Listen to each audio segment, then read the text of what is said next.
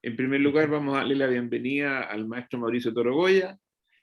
Como todo el mundo sabe, es un fotógrafo chileno de renombre internacional, nacido en Vallenar en 1970. Mauricio Torogoya vive en Coquimbo, cuarta región de Chile, donde ha desarrollado un importante trabajo como fotógrafo y como agente dinamizador cultural, con estudios formales en arte, diseño y fotografía.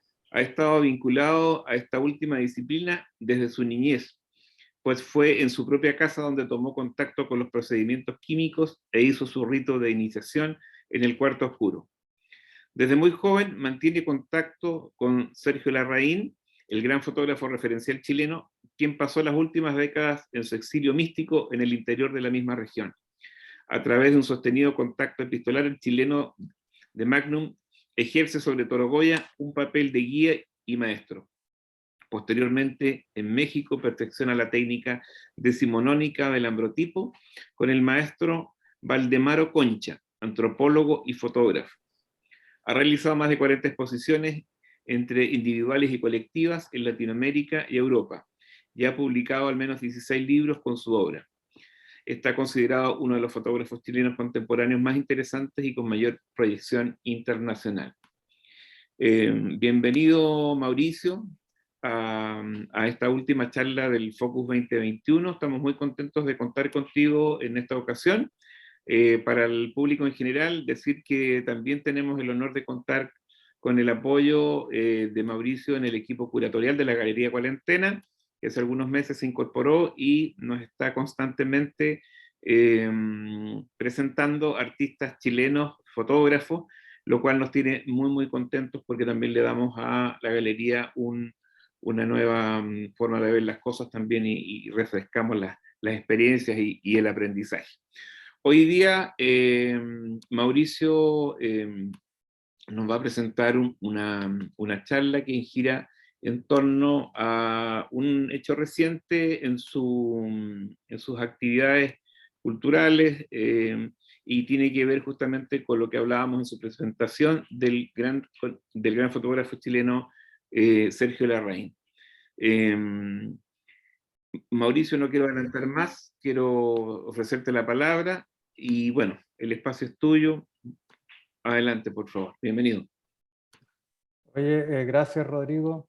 Juan Francisco, allá de México, gracias por estar apoyando, y a la gente que se ha ido sumando y la que se va a sumar después y ver la reedición del video, la presentación del video en las distintas plataformas de Focus y de Galería Cuarentena.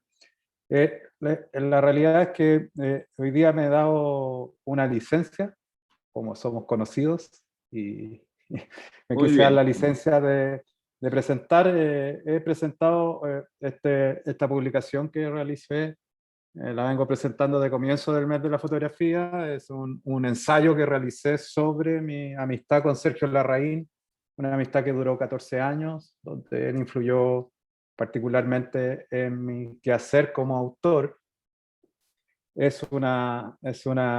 Como le dije, es un ensayo que cruza en una suerte de ensayo libre, que cruza lo académico y también lo biográfico. Es una libertad que me di, otra licencia que me di para escribir. Y que de una u otra manera, ¿qué tiene de particular esto? Y me gustaría que también lo habláramos, se transformara esto más que en una charla unilateral, que cuando ya nos conocemos pudiéramos tener un diálogo y una conversación. Voy a hacer una pequeña introducción de qué se trata esto. Claro que sí. Y además de eso, que las otras, como les dije, las otras presentaciones, la que tuve en el Bellas Artes, la que tuve aquí ayer en la Biblioteca Regional de La Serena, el otro día en otro espacio, me gustaría desde este lugar plantear lo que para mí es interesante del libro, más allá de lo que es interesante de las personas que lo han leído, digamos, ¿no? Como autor, por dónde indago y qué me parece. Entonces quiero meterme en algo que no nos hemos metido mucho en las otras presentaciones, que es lo que yo trato de indagar, que sería el método larrainiano, para llegar a lo que Sergio Larraín determinaba el estado de gracia. ¿Ok?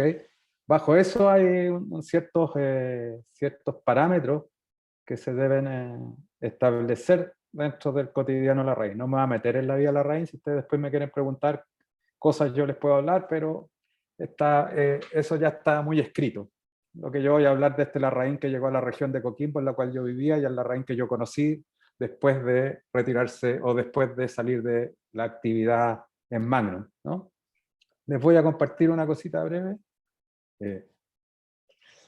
Mi relación con Sergio se trataba un poco de una amistad que teníamos. Lo conocí yo ¿cómo se llama? Por tratar de entender quién era. Yo no sabía de su existencia. Entonces, como no sabía de su existencia, fue una francesa una fotógrafa francesa que me impulsó a conocerlo debido a mi ignorancia. Y empecé a buscar a Sergio. Vivíamos en la misma región, pero yo no sabía dónde vivía, no sabía ni siquiera quién era. Y así llegué a él.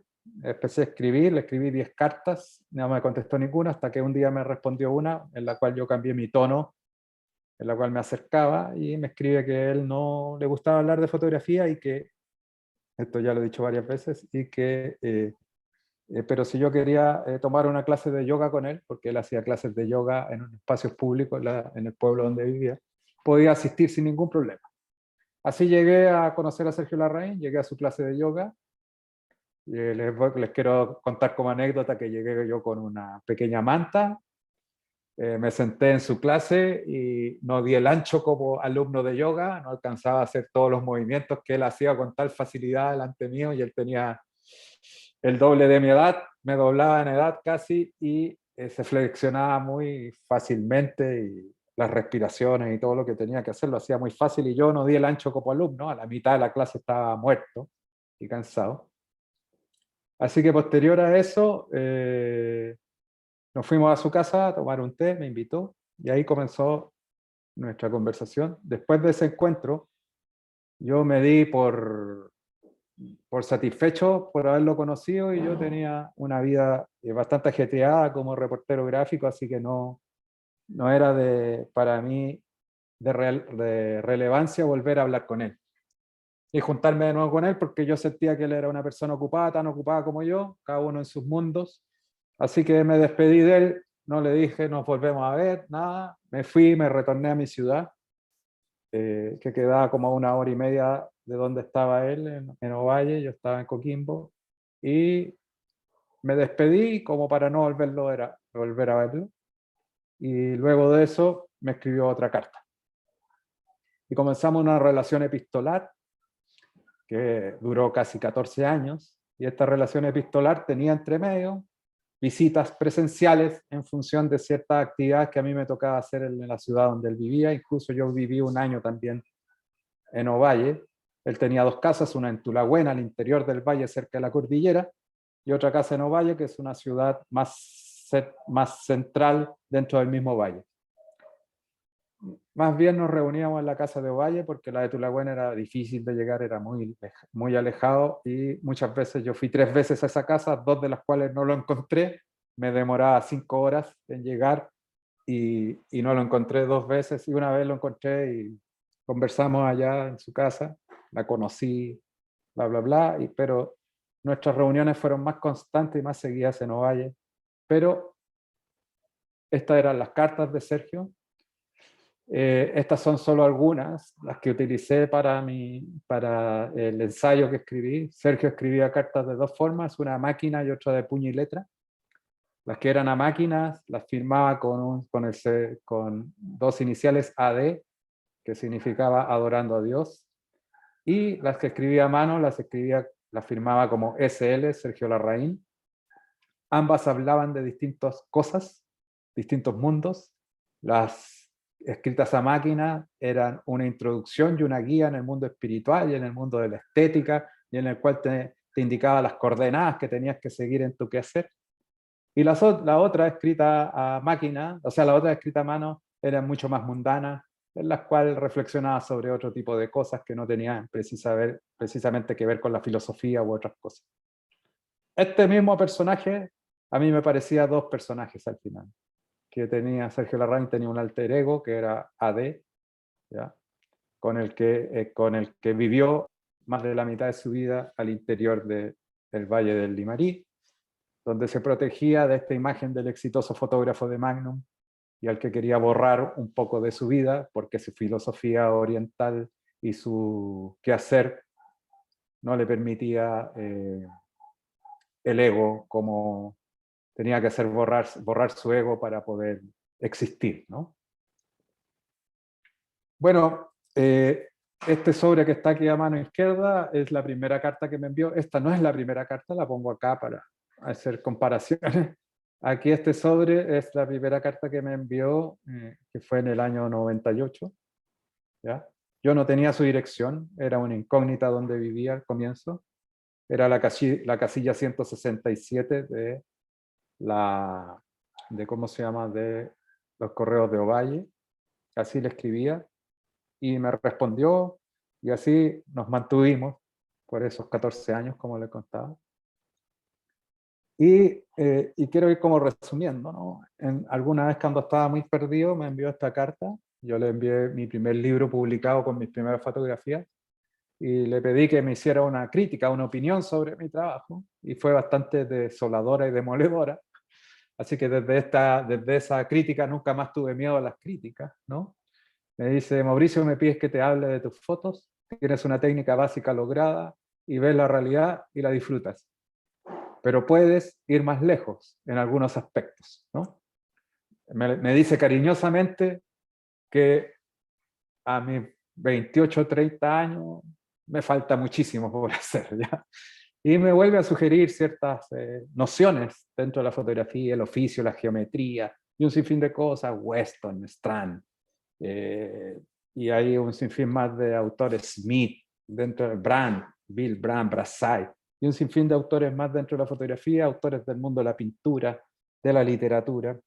Una larga carta, que aquí es una de sus caras, en la cual él me narra esta idea de cómo abordar la imagen, ¿no? Y cómo no solamente la imagen, sino que la creación visual. ¿Okay?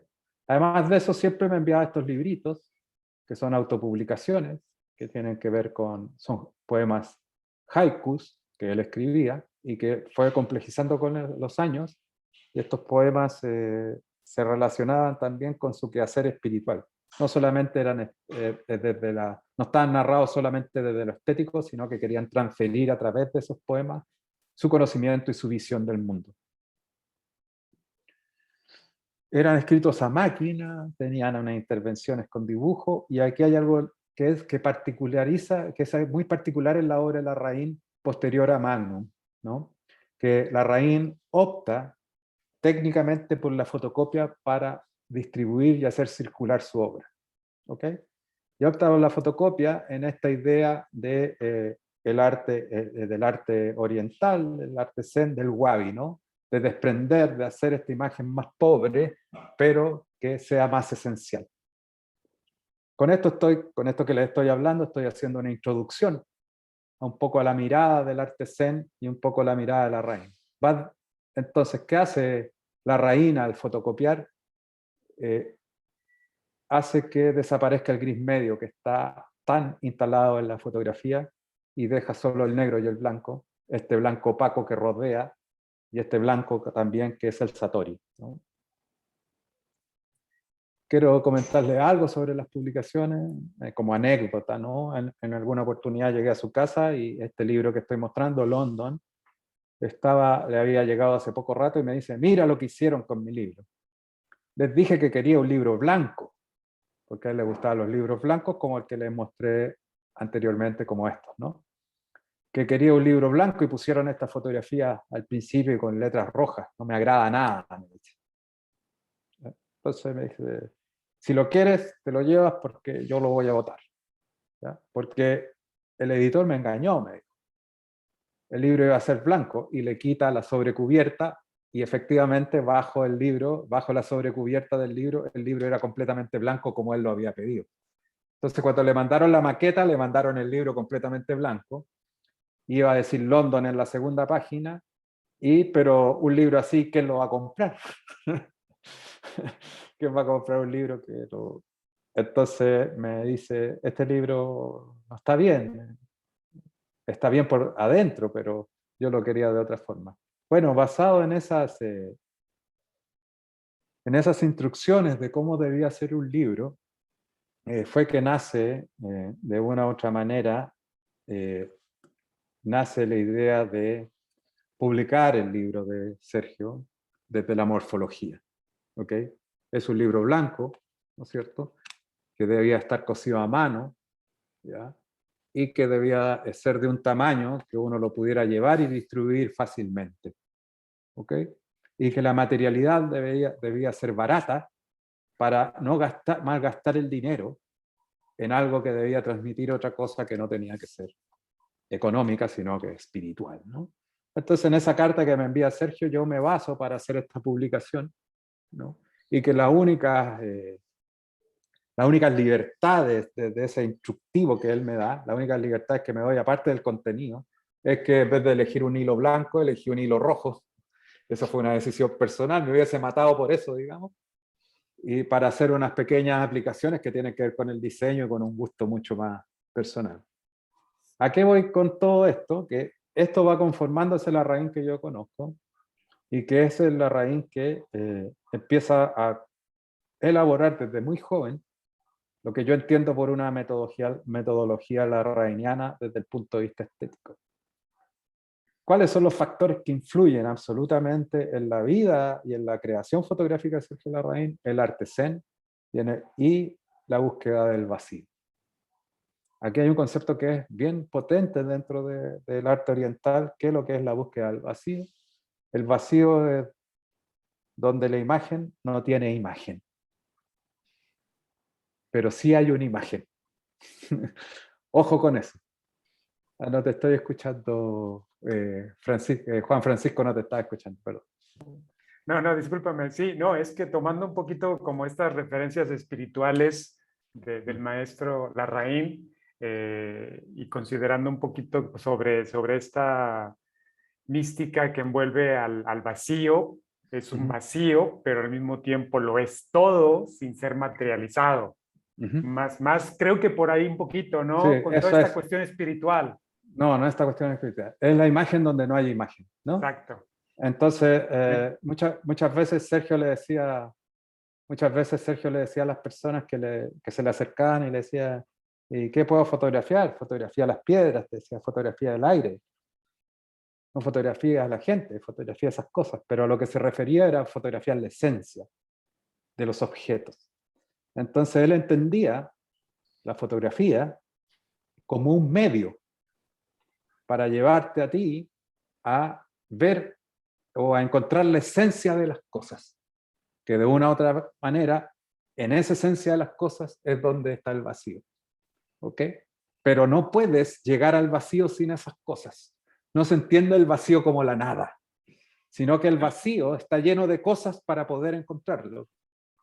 Y en esas mismas cosas está el vacío. Entonces es difícil de entender desde nuestra mirada occidental, pero desde la mirada oriental está presente. Entonces Larraín entendía sus satoris, que es la iluminación absoluta, tú llegas a la iluminación a través de un método.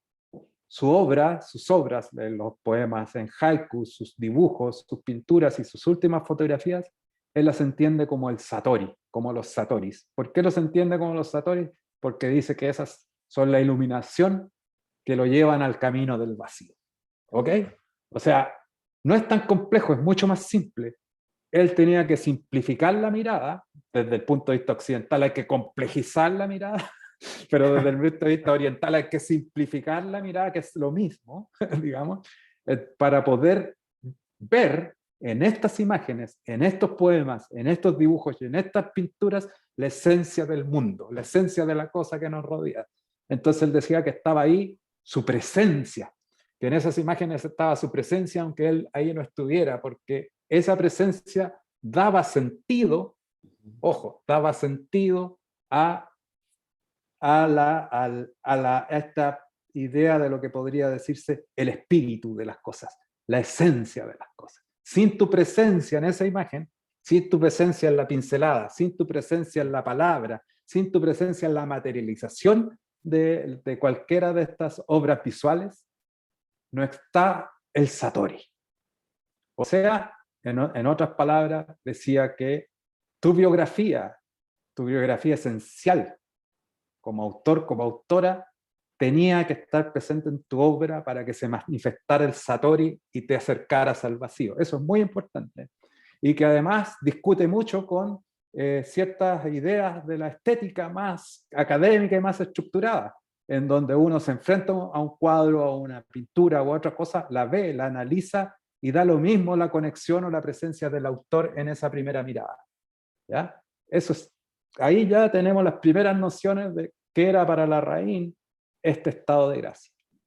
Y el estado de gracia, y aquí con esto quiero entrar ahí y ahí podríamos comenzar a discutir y a conversar, el estado de gracia se llegaba a través de la meditación y del yoga, ¿ya? Que era su camino. Yo paralelamente en el libro desarrollo que desde una teoría, desde una posición mucho más occidentalista, podríamos entender que a través de una concentración plena y una observación plena podríamos llegar al mismo estado. ¿Ok? Sin distracción, sino que una concentración plena. Entonces Larraín hacía yoga, meditaba, y cuando se sentía en ese estado salía a fotografiar. ¿Qué sucedía? Que se conectaba con el medio, con lo que estaba viendo, con la luz, con la materialidad y con el espacio que podríamos decir con el Satori, ¿ya? Si lo ponemos en su punto de vista. Pero en la esencia de las cosas y los objetos que nos llevan al vacío, ¿ya? Entonces, ¿qué pasaba con Larraín? Después de meditar, después de estar en este estado, salía a tomar fotos. Por eso para Larraín, sus primeras fotografías son las mejores fotografías que él realizó. Y no así las de Magnum, que le dieron el éxito y que lo pusieron en los ojos de todo el mundo. ¿Ok? Y eso también hay que entender en la biografía de Larraín. Para Larraín lo que hizo en Magnum no era significativo como lo que hizo previo a Magnum y posteriormente a su pasada por Magnum. ¿Ok? Entonces, hay en Larraín una mirada sobre la fotografía como un medio para llegar al vacío, en lugar de la imagen donde no hay imagen. Esa frase era increíble de él. Entonces, para entender a Larraín como una metodología en sí, él lo elabora de forma muy autodidacta, ¿ya? Diciendo que este espacio del vacío era el estado de gracia. ¿Okay? Claro, claro. La conexión absoluta con esos elementos, con eso que está sucediendo, era el estado de gracia. Y cuando uno fotografiaba en estado de gracia, encontraba imágenes mágicas. Claro, ¿no? claro. Bien, y con ese, y aquí me voy a meter al problema mayor que planteaba Larraín, y este es el problema mayor de todos, que es el que más cuesta entender, que al estar fotografiando en este estado de plenitud y en este estado de gracia, uno podía pasar a lo que él determinaba, y que se determina, la cuarta dimensión. Entonces, el vacío, el Satori, y esta esencia de las cosas está en la cuarta dimensión. Está en otro espacio. Y ese espacio existe y uno lo puede ver y lo puede traducir con su producción visual o con su producción estética. Y para eso existía una estructura, que es lo que yo llamo, lo que hice en este libro, un acercamiento a esa metodología larrainiana, que es cómo traducir esto visualmente. Wow. Fabuloso. Entonces, esa es la introducción de esto, ¿no? Y es muy simple. ¿Qué sucede? Les voy a compartir una cosa. Larraín tiene como psicoanalista, cuando era más joven, se psicoanalizaba con Mate Blanco, un gran científico médico, psiquiatra chileno. Y Mate Blanco habla en algunos de sus textos, que es el que más encontré referencias más directas habla sobre la cuarta dimensión en el arte. ¿Ya? Y la propone desde un punto de vista científico. Y eso es bien interesante porque yo no sé, y lo dejo claro en el libro, yo no sé si alguna vez Sergio Larraín y Mate Blanco hablaron de esta cuarta dimensión. ¿Ok? pero sí hay algo que los dos llegan al mismo punto. Mate Blanco dice que los artistas intuitivamente, desde toda la historia del arte, para pasar de un espacio de 2 o de 3 dimensiones a una cuarta dimensión, usan habitualmente en sus representaciones la línea zigzag. ¿Ok? Desde ahí lo plantea Mate Blanco y dice que esta línea zigzag es una línea que puede tener 2 dimensiones como puede tener 3 dimensiones, pero si esta línea zigzag nosotros la estiramos, podemos dividir y pasar a una cuarta dimensión desde el punto de vista físico y matemático. ¿Ok? Lo plantea desde ahí Mate Blanco. No me quiero extender en eso porque es un poco complejo, pero Larraín, cuando un día nos pusimos a hablar de fotos y sacó este librito del armario, el rectángulo en la mano, ¿ya? Y se va a esta fotografía, esta que estamos viendo. Y me dice, ¿ves tú aquí, Mauricio, que va una mujer de un lado y pareciera que la sombra la niega y se va del otro lado? Esa es la primera mirada que tenemos de la imagen. Como que la sombra se dio vuelta y va en sentido contrario. Después la observamos y vemos que son 2 mujeres distintas. Una en el lado de la sombra y otra en el lado de la luz. Bien, la luz y la sombra son estos 2 territorios. En la unión de esos 2 espacios está el vacío. En la luz y la sombra, en la unión de estos 2 espacios está el vacío. Entonces me dice lo siguiente, no sé si se ve la puntita del cursor aquí, ¿la ven? ¿Se ve? Sí, sí. Sí. Bien, pasa su dedo y hace esto. Ya. Y cuando hace eso es una línea zigzag. Claro. Entonces Mate Blanco plantea lo mismo. Esta cuarta dimensión está representada por la línea zigzag. ¿Ok? Entonces me dice, en esta imagen se juntan estos 2 mundos y provocan el vacío. En ese espacio del vacío está la cuarta dimensión. Yo no estoy buscando la imagen en sí fotográfica, sino que estoy buscando poder traducir en una imagen lo que yo quiero explicar como estado de gracia. ¿Ok? Y después se viene y se va a esta imagen. ¿Ok? Busca en el libro y llega a esta imagen. Y hace el siguiente, perdón. Ay, y aquí ya la marqué ya. Y hace el siguiente que está dentro del libro. Y hace el siguiente gesto. ¿Ok? Entonces me dice, esta es la primera imagen y es la única imagen que es mágica. Que yo logro aquí, dice, logro todo lo que quería lograr. ¿No? Que era poder traducir en esa imagen, traducir en con esta metodología, que él no lo llamaba una metodología. Yo la estoy tratando de encasillar en una estructura. Esta idea de la otra dimensión. ¿Qué pasa cuando vemos esta imagen? La chica que va más adelante va bajando un espacio que podremos saber o no saber lo que es, ¿no es cierto? Podemos imaginar hacia dónde va y también no imaginarlo. Pero cuando vemos la imagen inicialmente, vemos como que esta niña está entrando a otro espacio, a otro lugar, Claro. a otra dimensión, no una dimensión que está ahí, ¿no? Y está esta otra chica que está vestida igual y muy similar y tiene el mismo corte de pelo y parece que es el eterno reciclar, como él llamaba. La cuarta dimensión es el eterno reciclar, el ir y venir. En estas 2 imágenes, Larraín trata de traducir esta idea, pero siempre que la traduce de forma, de una forma mucho más objetiva, utiliza la línea zigzag para esa traducción. ¿Okay? Yo no sé si esta conexión, por eso vuelvo a insistir, no sé si entre Mate Blanco y Larraín conversaron alguna vez de esta teoría. ¿Ya? ¿A qué quiero llegar? Que lo que dividía la luz y la sombra es el vacío. La presencia de la luz y la sombra, que es básica en la fotografía, ¿no es cierto? Al parecer es lo que nos podría determinar el encuentro con este estado de gracia. Pero vuelvo a insistir, que no es solamente estar mirando la línea zigzag, no es que los chicos y chicas jóvenes fotógrafas y fotógrafos de ahora salgan a mirar líneas zigzag a la calle y a fotografiarlas. No se trata de eso.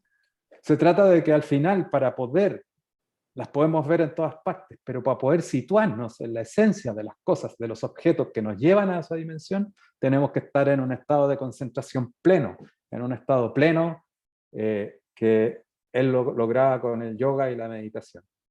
¿Cómo transferimos esto? Ya tenemos que la línea zigzag nos podría ayudar a pasar esa cuarta dimensión, pero en la misma imagen tenemos que provocar al que está mirando y provocarnos a nosotros mismos ese estado, esa sensación, esa plenitud y también nuestra propia presencia. Es algo súper complejo de repente, pero a la vez es súper simple, que tiene que ver con la sencillez, ¿no? La sencillez de mirar, ¿ya? Lo complejo en esto es llegar a esa sencillez, ¿no? Desde el punto de vista occidental es al revés, ¿no? Desde el punto de vista occidental es desprenderse de todo lo occidental, de todos los conceptos occidentales, mucho más pragmáticos, para conectarnos con nosotros y hacer fotografía, que hoy día es súper difícil, ¿no? Es súper complejo, como desprenderse de todo para salir a fotografiar, ¿no?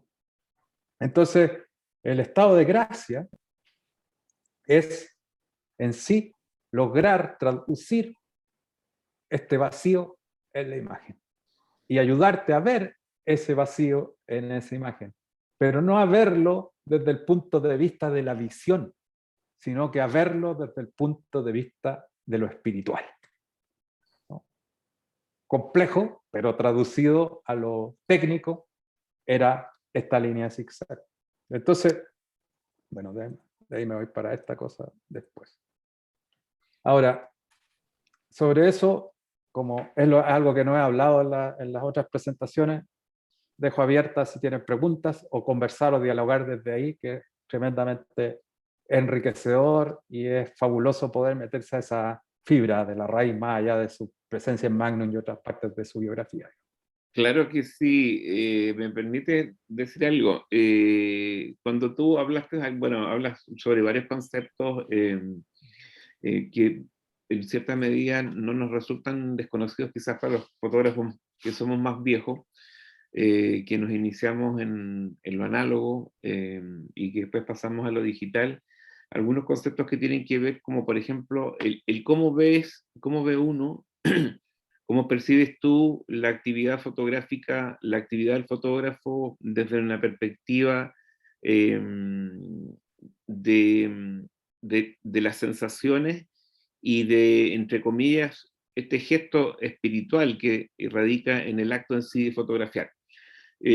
Hablemos de la mística, ¿ya? Yo interpreto en alguna medida que este estado de gracia es un estado que lo consigues a través de la mística. Obviamente, en el caso de Larraín tiene que ver con con un desprendimiento que él hace después de pasar por una serie de etapas en su vida, de construirse como sujeto, como fotógrafo, de estar en la cima, de participar en Magnum con toda la presión que existía y después de comenzar a desprenderse al llegar a descubrir a través, ¿no es cierto?, de todo su trabajo, de su visualidad, que justamente volver a lo esencial era aquello que le permitía ser quizás más él o estar más cercano a este estado de gracia al cual él se refiere. Que yo lo veo más de la perspectiva de la mística y que la fotografía en sí es, no sé si para todo el mundo, pero por lo menos para mí es una filosofía, es una filosofía, no solo una forma de vida, sino que una filosofía de vida. Desde el momento en que entrábamos al laboratorio en blanco y negro, que nos sumergíamos en un mundo oscuro con una luz roja, en que mirábamos cómo aparecían las imágenes, había un espíritu mágico donde percibíamos que las cosas eran construidas a través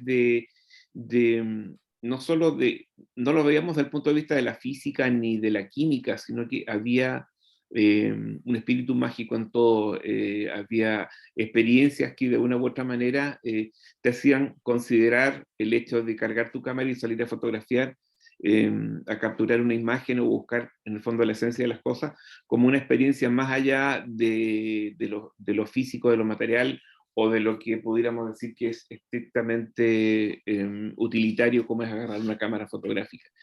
Entonces, lo veo de una perspectiva en la cual hoy en día creo que la fotografía digital de una u otra manera, con todas las ventajas que pueda tener a nivel tecnológico y de producción, de una u otra manera, tiende a alejarse de esa, de esa energía o de ese estado de, no quiero repetir la palabra estado de gracia, pero de esa mística que acompañaba a considerar la fotografía como un mundo lleno de magia y a la vez también un mundo que te ofrecía apertura a una serie de dimensiones que te permitían acercarte a la naturaleza de las cosas, a la esencia de las cosas, porque tu descubrimiento tenía otro modo de trabajo también, ¿te fijas?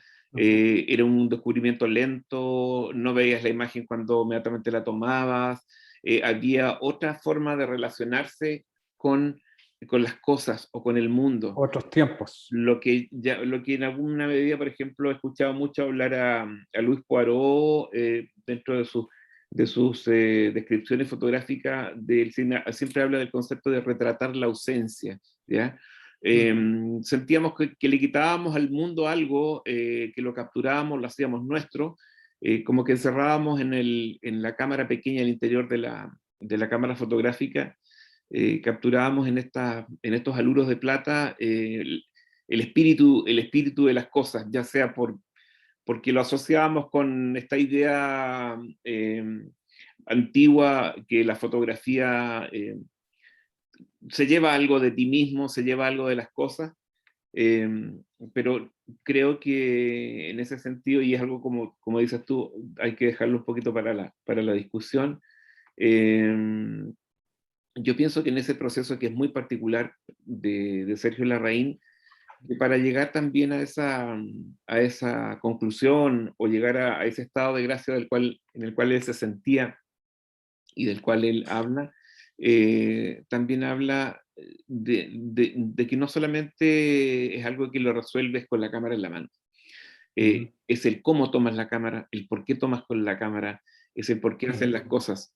Y inevitablemente, y aquí corríjanme si me equivoco, pero tiene que ver también con el hecho de cómo tú como sujeto enfrentas el mundo, la vida, las cosas como percibes. Por eso es esa necesidad de, creo yo, de Sergio Larraín, de retirarse del mundo de una u otra manera, porque en el fondo creo que era un ejercicio de un acercamiento a sí mismo, a su esencia, y ese acercamiento estaba dado justamente a través del abandono de ciertas cosas, a través del cambio en su manera de operar las cosas, en su relación con el mundo.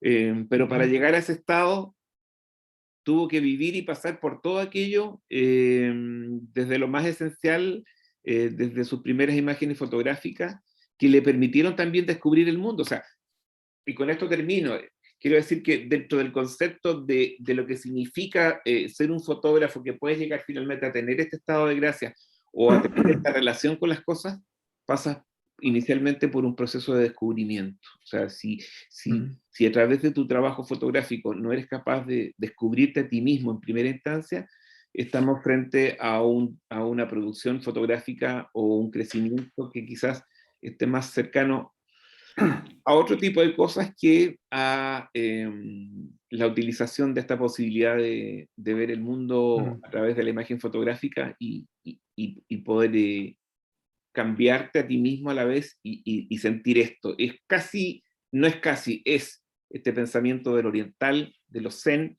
que menos es más, y nos pasa muchas veces que descubrimos que tú dices, oye, esta foto está interesante para hacerla, pero es que esto ya lo he hecho tanto, lo he hecho tanto, lo ha hecho tanto esta persona. Entonces finalmente empiezas a sentir con tu propio trabajo que tienes que empezar como a desprenderte de cosas. Y creo que es el ejercicio más maravilloso que se puede hacer, y creo que también que es interesante que verlo desde la perspectiva de lo que hizo Sergio Larraín, que no solo dejó un universo de fotografías maravillosas, sino que también descubrir a través de esto que tú nos cuentas, quizás resolver el misterio del por qué él se volvió a sí mismo y claro, para algunos como que se encerró, se aisló de la civilización, pero todas esas respuestas están básicamente en su proceso humano, en su proceso fotográfico, como lo planteas tú. Eso, quiero dejar. Bueno, para responderte algunas cosas en breve, en primer lugar, Larraín siempre fue así, ¿ya? Ya. O sea, partió desde joven tratando de desprenderse de su vida burguesa, tema uno. Eso mismo lo lleva a la austeridad máxima, casi ascética, digamos, para desprenderse de todo lo material, ¿ya? O sea, todos los objetos que yo guardo que él me dio era porque él se desprendía de lo material absolutamente. Eso es una cosa, y siempre fue desde joven, antes de tener el éxito de Magnum, ¿ok? Segundo, hay que establecer que él busca, a él le encantaba, amaba la fotografía, ¿ya? Y él busca ser el mejor en la fotografía para poder demostrarle a su padre que con ese oficio también se podía ser profesional, porque él estaba en una etapa de su vida que se había ido a estudiar ingeniería forestal a Estados Unidos, se retira de estudiar, deja de estudiar y se quiere dedicar a la fotografía y al papá no le pareció muy bien esto. Entonces tenía que demostrarle que con la fotografía él también podía ser alguien. Una vez que le demuestra al papá que pudo ser alguien, uno de los mejores, digamos, empieza a optar por lo que él lo llamaba, que era la cuestión espiritual. O sea, esta intuición de buscar el estado de gracia es una traducción que hace posterior, ¿ya? En un estado de madurez. Pero desde el comienzo, cuando él, antes de salir a tomar las niñas de Valparaíso, por ejemplo, la fotografía que mostré antes, él lo hace eso antes de ir a Magnum. Y ya para hacer esas fotos, él hacía yoga intuitivamente y meditaba intuitivamente. O sea, es anterior, es de muy joven. Entonces, no vemos a un Larraín que cambia, sino que es un Larraín que empieza a evolucionar en su quehacer espiritual, en su pensamiento y en su disciplina oriental. Nada más, no es una cosa que de repente de la noche a la mañana es como estas estrellas de Hollywood que son súper exitosos y millonarios y de la noche a la mañana cambian y se ponen en una secta o en un grupo X de personas donde solamente entran digamos, ciertos famosos, ¿no? En un grupo especial y que ven el mundo de forma especial y lo quieren salvar. No, Larraín siempre lo pensó así, siempre lo tuvo así presente. Lo que sucede es que desde nuestro punto de vista occidental, en un mundo postcapitalista, neoliberal, donde la negación del éxito parece una brutalidad, ¿no? Entonces parece que es un hippie loco que se va y abandona lo que nosotros no abandonaríamos, ¿no? Entonces desde ese punto de vista ya hay como, el problema lo tenemos nosotros, no él, no lo tenía él, nosotros, ¿no? Y además de que está muy bien conectado con lo que tú también dijiste recién, Rodrigo, y pasando más al punto de vista más de la fotografía, lo que te dice Larraín es que hay que estar tiene que estar tu presencia en tu producción visual, en tu producción artística. Y esa presencia al final es descubrirse. Tú te descubres descubriendo. Claro. ¿Ya? Eso es muy importante, te descubres descubriendo. Entonces, ese ejercicio necesita una entrega absoluta. Y eso es lo difícil. Porque, ¿quién está ahí?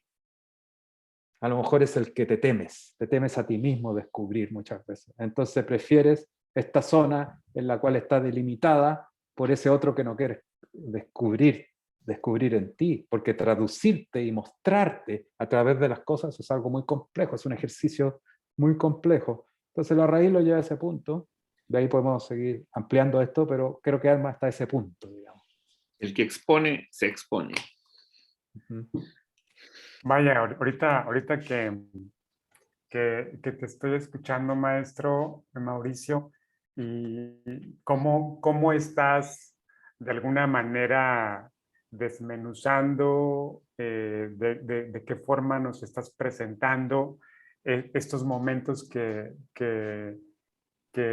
vivió este gran fotógrafo y el planteamiento que nos presentas como marco de referencia que tiene que ver con la yoga, que tiene que ver con la meditación trascendental, esos estados que él descubrió o que él era su estilo de vida, como sea, pero que ahí precisamente encontró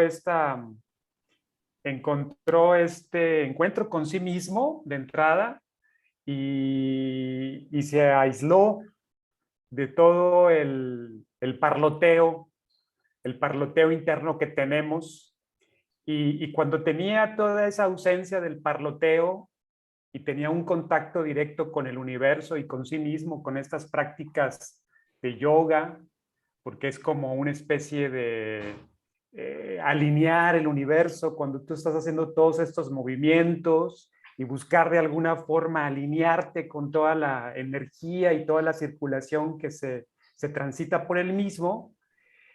Y estos momentos de meditación trascendental donde buscas estar completamente ausente del momento, de la realidad, de aislarte de los parloteos que constantemente nos hacen nuestro pasado y el futuro que todavía no llega, le dieron un desapego a los yos, como tú lo mencionas también, y ese abandono aparente y ese momento hippie que de alguna forma pareciera que algunos lo pudieran interpretar de esa manera, pues de alguna forma es como esta evolución en el abandono de los diferentes yos que él tenía y que todos tenemos, pero que lamentablemente insertos en este modelo occidental en el cual los reflectores y el parloteo sobre una persona es el éxito, pues no lo alcanzamos como que hasta cierto punto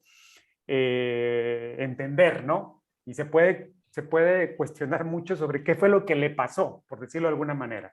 Pero yéndonos a la parte importante, a la parte de lo que es, vaya, todo esto es interesantísimo. O sea, todo este planteamiento, todos estos elementos que circulan para entender un poco más su obra. Y ahorita, ya viendo los momentos, o el momento de producción en Magnum, y este momento que él disfrutó más y que siente más su fotografía, que son estas imágenes que también nos estás presentando. Desde mi perspectiva, y así es como creo entenderlo un poquito, y tomando como marco de referencia todos estos elementos espirituales que él tuvo a bien acercarse y que definitivamente, aparte de su genialidad, le vinieron como a potencializar como ser humano, porque sabemos que grandes hombres en la historia, algunos conocidos y algunos no, que no conozcamos, tienen como este acercamiento con las meditaciones trascendentales que los hacen ver de manera diferente el día a día, que los hacen ver de manera diferente el contexto social.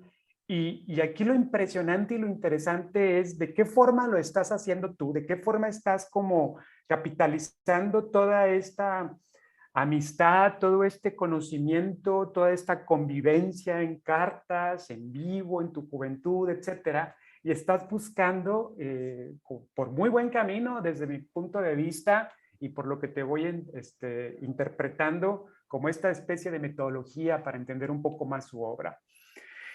Y llegando a estos dos momentos, o sea, el momento magnum, por decirlo de alguna forma, y el momento que él disfrutó, o este momento que él considera más su obra, bueno, pues de alguna manera siento que al no tener que responder él a ninguna solicitud expresa, y al sentir que cuando hacía estas imágenes se encontraba en ese momento como de unidad, en ese momento de trascendencia con el universo, eran uno él y el universo. Tenemos estas imágenes poderosas, estas imágenes potentes, estas imágenes que nos hacen reflexionar y que nos sacuden visualmente hablando, y que nos empezamos a cuestionar mucho más cosas de lo que también vemos ahí.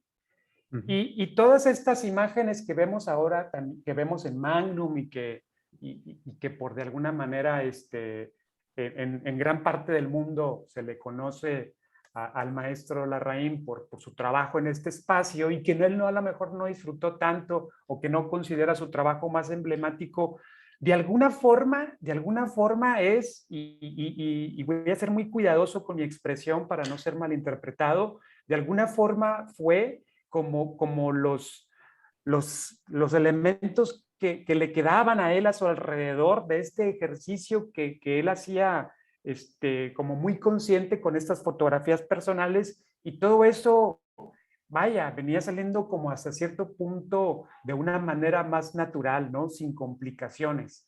Obviamente, pues lo venían rodeando todos una serie de elementos de experiencia, etcétera, etcétera, etcétera. Pero bueno, espero haber sido como que un poquito claro en cuanto a la interpretación que lo estoy haciendo y me parece muy interesante la forma en cómo lo estás tomando tú y desde mi perspectiva, porque te estoy escuchando ahorita y te empiezo ¿cómo te puedo decir? Empiezo a ver con una mirada diferente la obra también de Sergio Larraín. Creo que estás haciendo un trabajo muy interesante, muy poderoso y muy complicado, porque seguramente también te vas a empezar a encontrar, desde mi perspectiva, con esa mirada más occidentalizada, que va a ser un poco como que complicada de a lo mejor que caiga como este esquema o esta interpretación o esta metodología, que creo que eso es lo que menos te importa a final de cuentas, pero que creo que puede ser un proceso en esta experiencia que estás viviendo. Bueno, eso era lo que te quería comentar, maestro. Gracias.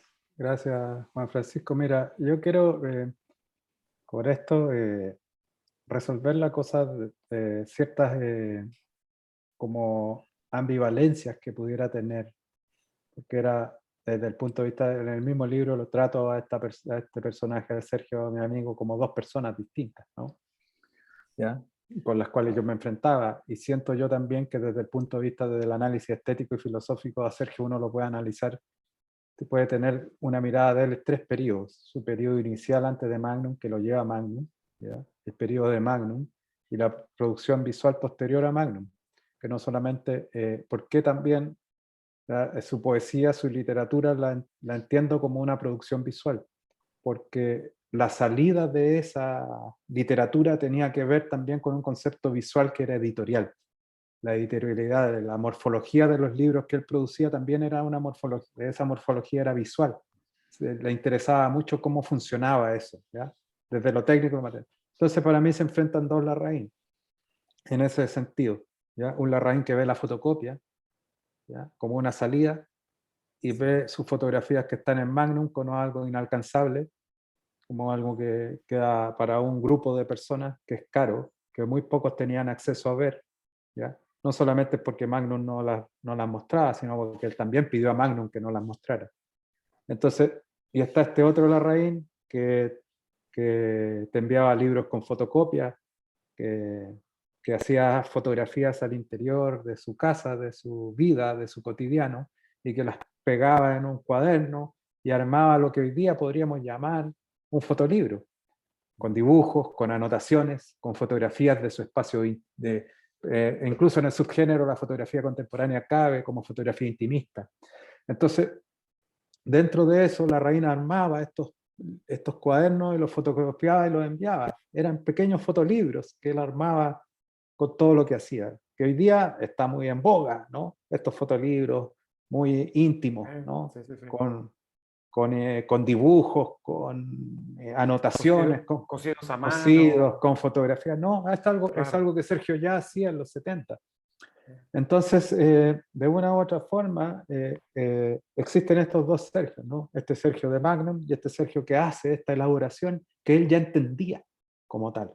Ya lo comprendía, ya lo comprendió, ya sabía que esta era una salida posible desde la producción visual, en la cual se desprendía de esta aura, de este artificio que tiene la fotografía más purista, ¿ok? Que era la que estaba, que sostenía Magnum. Y hay otro aspecto que es interesante ver de Sergio en sus dos periodos, en estos últimos dos periodos, que es Magnum y posterior a Magnum. Posterior a Magnum, Sergio hace desaparecer la figura humana. Eso también es interesante, ¿ya? Posterior, después que sale Magnum, hace unas cosas más, pero ya en los 70 empieza a desaparecer el ser humano, la presencia de lo humano en sus imágenes, y solamente se va a lo material. Y cada vez se acerca más a la naturaleza y a su espacio íntimo, ¿ya? Comienza a reflexionar sobre lo que lo rodea, sobre la luz, sobre cómo la luz llega a la mesa de su habitación como un impresionista. ¿ya? Claro, Pongámoslo en claro, ese aspecto. claro. Entonces, ¿qué es la luz? Pasa a ser la esencia, o sea, la luz le permite ver la esencia de las cosas. Y al ver la esencia de las cosas se está viendo a sí mismo. Es muy sencillo, es muy sencillo. La cosa es aplicarlo. Cuando tienes ese nivel de presión y ese éxito de haber logrado con esta fotografía documental, expresionista y humanista, ¿no es cierto? Tanta admiración, ¿no? Entonces, ¿cómo cambia? ¿Qué pasaba? Que al principio él veía en el ser humano un otro desde una posición mucho más privilegiada, de una posición de una familia burguesa, donde no tenía él problemas económicos. Él veía en esa gente que fotografiaba, las personas que fotografiaba, veía la proyección de esa alma que él quería tener. Quería tener una alma guavi, una alma más pobre, más sencilla, más simple, ¿ya? No sé si simple, pero sí sencilla. Entonces, desde esa conexión veía, se proyectaba en esas personas y en esos lugares, hasta que llegó a materializar, a reducir esto a una cuestión más pequeña, el entorno, la naturaleza, las cosas, los objetos. Y, como decía Sergio, solo existe el presente. Ujú, ujú. Entonces, el presente igual presencia. ¿No? Claro.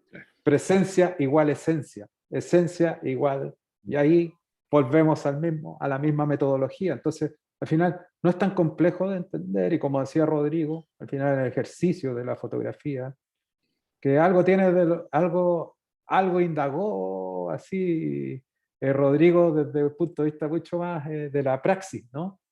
Que estas cosas de meterse al cuarto oscuro, que revelar la película, que darse el tiempo, son las mismas cosas que decía Sergio, solo que él las situaba desde la filosofía oriental, pero es exactamente lo mismo, es el acto de hacer para hacerse, Y hay ¿no? un detalle, Oh, perdona, hay un detalle importante y que también yo te lanzo la pregunta a ti en cierta medida, porque hay una cosa que tiene que ver con el hecho que es un cambio natural, los años de vida, la experiencia que vas teniendo en la vida, en cualquier quehacer o en cualquier vida, de una u otra manera te va entregando, quieralo o no, sabiduría a punta a veces de patadas, de golpes, de lo que sea que te da la vida.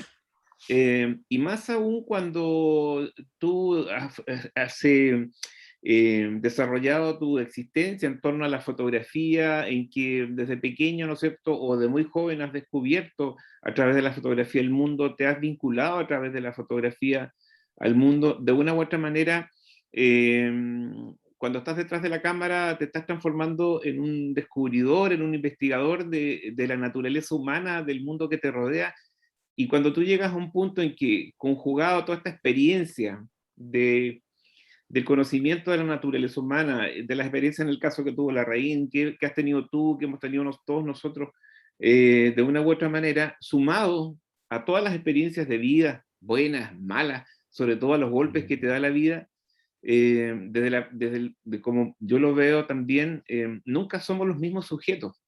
Ya siempre vamos mutando y cambiando, y sobre todo cuando estamos en esta dinámica de este aprendizaje a través de no solo la experiencia de vida, sino que a través del descubrir el mundo o las cosas a través de la imagen fotográfica o de la exploración fotográfica, de una u otra manera, eh, vamos, en la medida que vamos envejeciendo, vamos sintetizando y vamos separando las cosas que son importantes de las cosas que son útiles. Te vas dando cuenta que en cierta medida la fotografía, eh, algunos aspectos de la fotografía son útiles y que hay cosas de la fotografía que son importantes, ¿ya? Para mí, ¿cuáles son las cosas importantes? Y lo veo y lo reconozco en la experiencia de Sergio Larraín, el hecho de el autoconocimiento, ¿ya? Y cuando digo que te lanzaba un poco la pelota a ti, en el sentido de que todos hemos tenido experiencias de vida traumáticas, experiencias fuertes de vida, eh, y nos pasa, ¿ya? Porque no quiero ser autorreferente, pero creo, te conozco ya hace algún tiempo y hemos compartido algunas experiencias que hemos tenido, todos conocen mi trabajo, qué sé yo, también Juan Francisco, Víctor que está en la sala. Estas experiencias que vamos teniendo en la vida también de una u otra manera te van llevando a un punto que tú empiezas a simplificar las cosas, empiezas a quedarte más que nada con la esencia de las cosas, ¿ya? Entonces te empiezas a dar cuenta que no es tan importante fotografiar más, sino que es importante que lo que te deja esa fotografía, empiezas a buscar esta síntesis de las cosas y empiezas a separar realmente lo que es importante de lo que es útil, ¿ya? Y de tal manera que finalmente eso va todo acompañado de una, yo no diría de una pérdida del encanto, pero sí tiene que ver con en la medida que te vas conociendo a ti mismo, dentro de este autoconocimiento, también vas descubriendo que sí eres capaz de separarte de las cosas, incluso hasta de lo que haces, es decir, hasta de la fotografía, ¿ya? Y empiezas a ver que en esta, digamos, en ese plano, lo que tú haces a nivel creativo o de la manera como te relacionas tal vez con la fotografía también, eso puede ir cambiando. Ya no te convencen los mismos temas, ya no quieres las mismas cosas, empiezas a hurgar en otro tipo de procesos creativos. Y yo creo que obviamente tú has planteado en tu exposición la influencia que tuviste en tu formación, y eso se nota en tu formación fotográfica, que la influencia que tuviste es de Sergio Larraín, eh, esta forma de ver la vida, esta forma de ver las cosas, que no hablo de un desencanto de las cosas, sino que hablo de el tomar cierta distancia de las cosas en general, para poder reconocerte en ellas, para poder hacer cada día una imagen distinta, pero que en el fondo reúna más de ti mismo, más que del exterior. Sí, yo creo que ese es el gran riesgo, digamos. El gran riesgo de tomar una disciplina, las artes, y descubrirse en ella. Porque está el riesgo que ese descubrirse sea abandonarlo. ¿Ok? ¿Y no crees tú, perdona, que en Entonces, esta medida a lo mejor le pudo haber pasado eso a Sergio Larraín? es que nunca abandona la fotografía, pues eso es un mito. Ya, Abandona publicar con Magnum, pero ya. no abandona la fotografía. Entonces eso es un mito. Lo que sucede es que Pero sí, ese mito, experimenta un cambio del cómo hacer sí, fotografía. lo que Ya, pasa es que ese mito le conviene a Magnum. ya. Porque ese A mito Magnum vende. obvio, como vende el del gitano Kudelka, como Sí, vende el de Capa que quiere morir en la trinchera, como vende el de Cartier-Bresson que se retira a pintar, claro. porque nosotros lo que conocemos de Magnum son sus mitos, ¿no? Pero no conocemos de Magnum los 40 fotógrafos y fotógrafas activas que hay hoy, Claro. si es que no son un mito. Conocemos a Antoine D'Agata porque se inyecta heroína actualmente. Conocemos a, no sé, a Martin Parr porque hace estos festivales y se dedica a coleccionar los fotolibros y eso. Pero el resto de los fotógrafos y fotógrafas de Magnum, yo conozco algunos porque son amigos y amigas, pero en sí el resto no tenemos idea quiénes son hoy. Claro. Entonces, pero sí Magnum se encarga de resaltar estas historias tan fantásticas. Sí, imagínate, los que más conocemos de Magnum tienen historias de vida fantásticas, Fantástica, sí. ¿no? Entonces, claro, a Magnum no le convenía resaltar lo que hacía Larraín posterior a estos reportajes que hizo en Magnum, no le convenía vender de Larraín sus satori, sus pinturas, sus ¿Y cuánto, poemas, ujú, ¿y cuánto de la sus raíz, nuevas fotos. cuánto de la raíz en este instante hay en ti, en el sentido del cambio que él tuvo? ¿Sientes tú que estás teniendo a lo mejor un cambio parecido? Bueno, la raíz me provocó a mí muchos cambios de vida. O Ya, sea, yo dejé de ser reportero gráfico empujado por la raíz, que me decía que la fotografía de prensa estaba, me decía, piensa bien lo que estás haciendo, ¿no? No crees que estás perdiendo tu tiempo y puedes ser feliz haciendo otra cosa. Me decía, no hagas más esto, ¿no? De una u otra forma, diplomáticamente, ¿no? Entonces, y me contaba lo pésimo que lo pasó siendo fotógrafo de prensa, ¿no? Entonces, de una u otra manera, en ese momento de mi vida, yo sentía como que me estaba orientando hacia ese camino. Pero aparte de eso, lo que yo trato de traducir en el libro al final es que, de una u otra forma, cuando uno empieza a encontrar el hacer, el quehacer, a través de la fotografía y usarlo como medio para cuestiones más personales, espirituales, más profundas, más colectivas, más políticas, más más abiertas, ¿ya? Comienza a cambiar tu forma de verla, ¿ya? Ahora, el gran desafío de esto y el gran punto de inflexión, de quiebre y de inflexión de esto es cuando estás siendo exitoso, ¿eres capaz de dar el paso para hacer lo que realmente querías hacer? ¿O vas a hacer toda tu vida lo que te funciona con el mercado, ¿no? Claro. Entonces ahí es donde está el tema. Yo me siento libre, como mi obra no funciona en el mercado donde se transa, entonces yo me siento con la libertad de hacer, porque no busco eso. Eso es lo que yo quería saber. Bueno, pues como yo no busco el mercado, entonces yo no hago eso, no busco el mercado. Como no busco el mercado, a lo mejor el mercado me busca a mí, muy pocas veces me busca a mí, pero siempre hacemos malos negocios. Le va mal a ellos y a mí, o sea, no es una buena comunión. Pero más allá de eso, quiero entender también con lo de Sergio una cosa importante que decía, como no hay tiempo, te puedes equivocar y empezar de nuevo cada vez. ¿Ya? Entonces la temporalidad de vista del mundo de vista occidental, claro, no se entiende.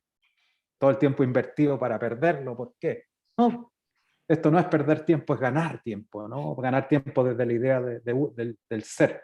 Entonces, desde ese punto de vista, más allá de la complejidad que uno pueda creer a la raíz, no es más complejo. Bueno, también tenemos que ser justos en esta conversación que estamos teniendo. Nuestro rango etario nos permite ver la cuestión desde este lugar. ¿Ya? Pero cuando yo conocí a Sergio, yo tenía 28 años, no entendía nada de lo que le estoy diciendo ahora. O sea, intuía, pero no entendía la magnitud de esto, ¿no? Claro. Me situaba en la posición que se sitúan muchas personas y decir, pero ¿para qué te fuiste al cerro a hacer yoga? Si estás ahí en Magnum, ¿no? Claro. Ojo, también ahí hay algo que hay un precepto. Bueno, es que precisamente todo este acercamiento espiritual lo ayudó de despojarse de todos sus egos y precisamente tenía la seguridad de hacer y todo lo que hizo, ¿no? En ese sentido. Era feliz, se había despojado de los egos desde mi interpretación por este acercamiento que tiene a la parte espiritual y no tuvo absolutamente ningún problema en ese sentido. El problema lo hacemos nosotros o los que interpretan. Sí, el problema es para los que interpretan con base a un marco occidental. Ellos tienen el problema. Sergio nunca lo tuvo. ¿Sí? Sí. Y lo sigue encargando. Porque todavía existen discusiones en torno a lo mismo. Sí. O sea, yo lo que planteo en el libro que al final, como nosotros nos proyectamos en él, claro, sobre todo aquí en Chile, con un chauvinismo bien marcado, sí. ¿no es cierto? Tenemos a este campeón del mundo que se retira, claro, y nos deja en este vacío sin tener otro representante que queremos tener ahí, y no le perdonamos eso, porque además nos damos esta idea de enjuiciarlo. Y cualquiera puede hacer lo que quiera con su vida, ¿no? Entonces esas libertades, al ser un personaje público, no lo tiene, ¿no es cierto? No la tiene, no lo deja de tener automáticamente. Entonces Sergio, para poder vivir, porque lo vivía sin ningún complejo, para poder vivir tranquila esta decisión, tenía que desprenderse de Sergio Larraín, abandonarlo, porque Sergio Larraín representaba algo para el mundo, para nosotros representaba algo que él no quería que representara. Un buen ejercicio, pues, y quizás deberíamos practicarlo más de alguna vez. Claro, y de una u otra manera, al hacer eso, está reconociendo que se equivocó.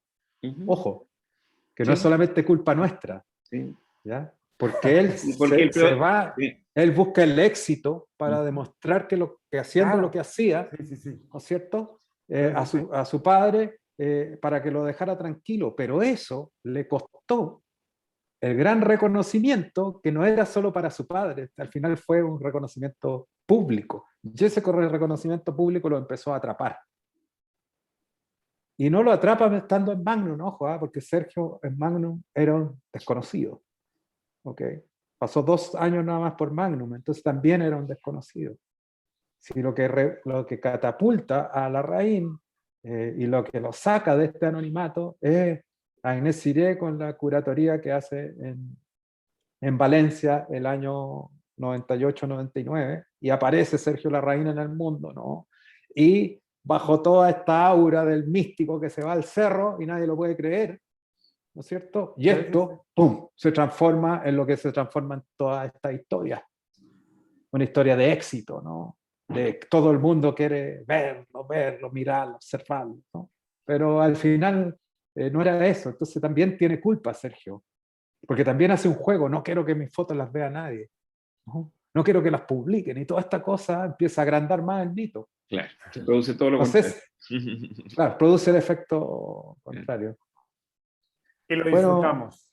sí. Pero entretenido porque Ajá.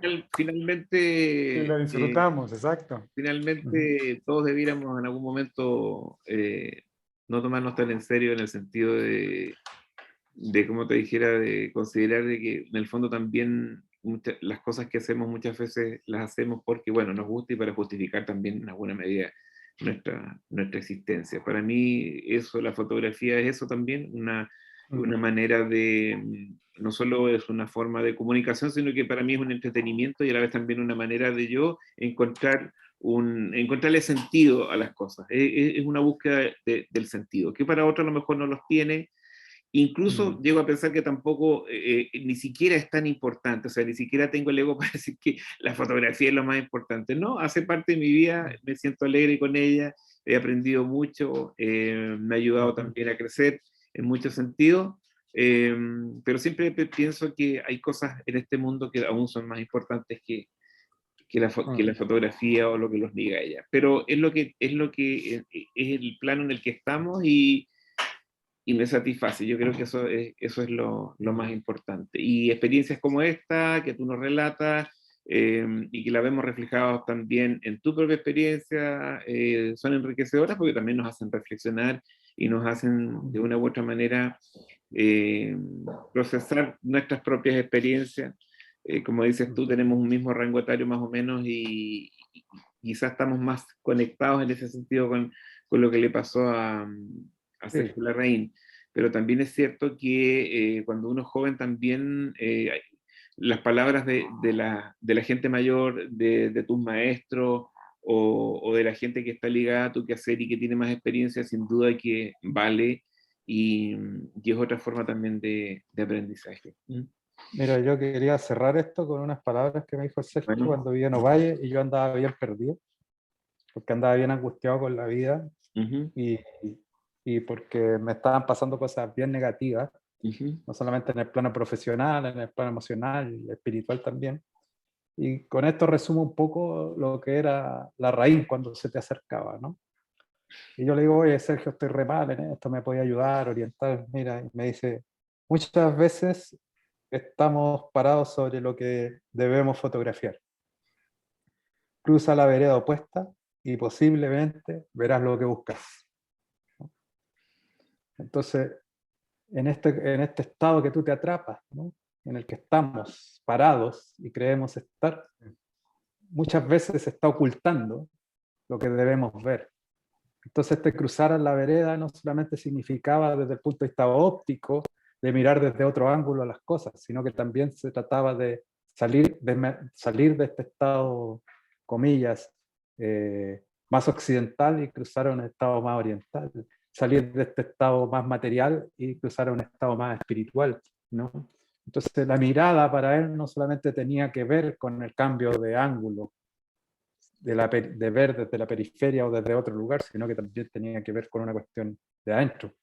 Y cuando te hablaban estas metáforas, Sergio, de una u otra manera te estaba traduciendo su mundo también, ¿no? Que era con esa frase, él también te está diciendo, yo también crucé a la otra vereda. Tenía por esta y crucé a la otra vereda. A lo mejor ahí está tu respuesta. Y vio No cosas, sé, vio cosas diferentes. ahí estuvo la mía. Y como tratando de decirte, ahí estuvo la mía, sí la encontré yo, pero cada uno la encuentra de distintas De formas. distintas formas. Bien. Bueno, Mauricio, quiero agradecerte el habernos traído esta hermosa dimensión del mundo de la fotografía, una dimensión superhumana y a la vez espiritual, y siempre es grato contar con tu experiencia, con tus puntos de vista, y con tu participación y tu amistad también, que es algo que valoramos enormemente. Oye, yo quiero decirle a la gente que detrás del librito, el librito se agotó. ¿Ya?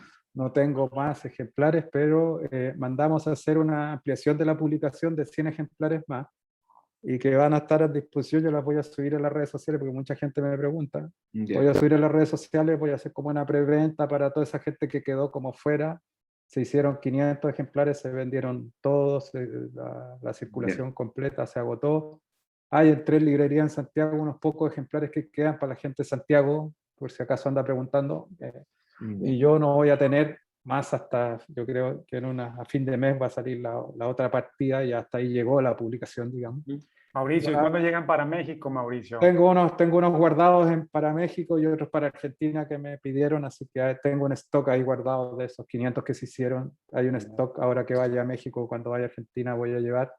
Y además de eso, una vez que la publicación se acabe en estas 3 librerías, que son las únicas con las que tuve, digamos, una relación de llevarle esto, porque lo otro lo hice circular yo, una vez que se acaben ahí, el libro va a ser liberado en PDF para todas las personas que lo quieran leer, porque la filosofía del libro tiene mucho que ver con la filosofía de Sergio. Incluso en su parte final del libro dice, igual que todos los libritos de Larraín, dar fotocopias, hacerlos circular, como decían todas sus publicaciones. Entonces, la idea es que esto se masifique, y te invito, Rodrigo, a ti como chileno, que no le tengas miedo al concepto de estado de gracia y lo empieces a poner dentro de tu discurso, porque así como usamos el instante decisivo con toda la libertad, podemos usar el estado de gracia que nos pertenece de una u otra manera, un poco más. Así que te invito a usarlo también, ¿no? Lo usaremos, Mauricio. Lo vamos a incorporar. Lo vamos a incorporar. Bueno, le agradezco. Nos deja tarea para la casa. Francisco. Igual. Felicidades, Mauricio. Nos vemos. Un abrazo grande, amigo. Cuídate mucho. Chao, gracias. Chao. Yo aprendí, ¿eh? Hasta luego. Hasta luego, estén bien. Después nos conversaremos sobre el estado de gracia con un vino tinto. Con alguna gracia. Eso, con alguna gracia. Gracias. Vale. Con alguna gracia. Ya, hasta luego. Cuídate. Adiós. Bye.